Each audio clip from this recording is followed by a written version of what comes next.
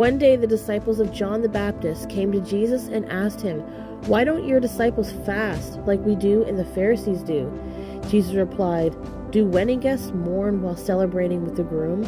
Of course not, but someday the groom will be taken away from them, and then they will fast. Besides, who would patch old clothing with new cloth?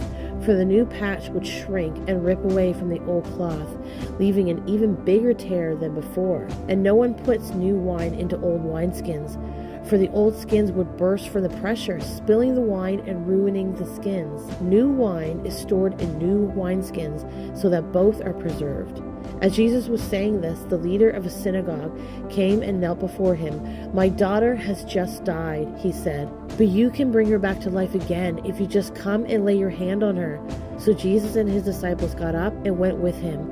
Just then, a woman who had suffered for 12 years with constant bleeding came up behind him. She touched the fringe of his robe, for she thought, "If I can just touch his robe, I will be healed."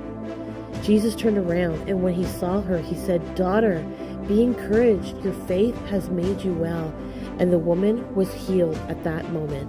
When Jesus arrived at the official's home, he saw the noisy crowd and heard the funeral music. "Get out," he told them. "The girl isn't dead. She's only asleep." But the crowd laughed at him. After the crowd was put outside, however, Jesus went in and took the girl by the hand, and she stood up.